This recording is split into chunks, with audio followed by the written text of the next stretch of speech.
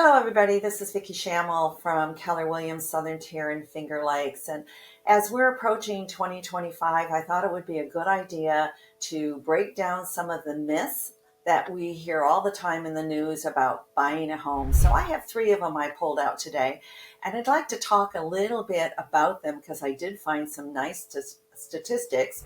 And I think it's a really good time to think them through. So, a number of scary myths, first of all, is that prices are not expected to crash, and they're not, but they're expected to go up. And I found a graph that had some interesting takes from leading entities in our market. So, 10 of them were pulled out. And I think the first one that expects home prices to appreciate is Goldman Sachs.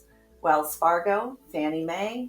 You also have Morgan Stanley. You have a bunch of them that have gone through their algorithms and have figured out what they actually think home prices are going to appreciate. So Goldman Sachs, 4.4%. Wells Fargo, 4.3%. Fannie Mae, 3.6%. And it goes all the way down to the National Association of Realtors that is also thinking it's only 1.8%. There's a graph I'm going to post. I think it's an interesting read.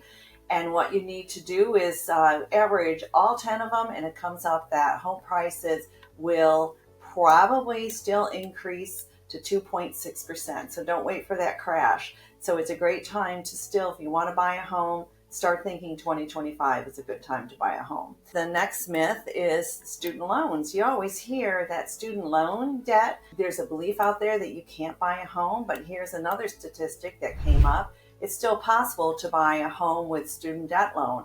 So nearly 1/4 of all home buyers and 37% of first-time home buyers have student debt loans, and they're still able to buy a home.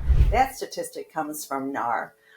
Which is the National Association of Realtors. They do a lot of studies throughout the year, and that just popped out. And here's another one. It's going to take forever to save a down payment.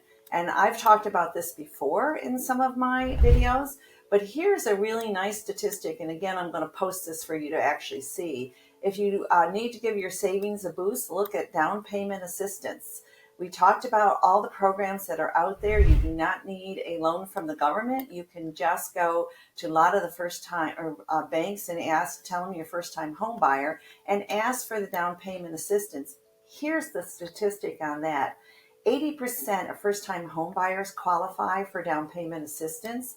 Only 13% actually get into a system that they use that.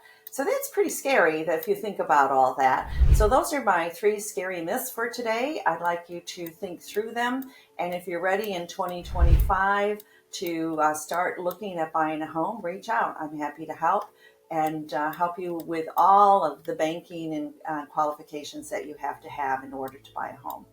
Until the next time we see each other, this is Vicki Schamel from Keller, Southern Tier, and Finger Lakes, and wishing you all a great day and a happy season. Thank you.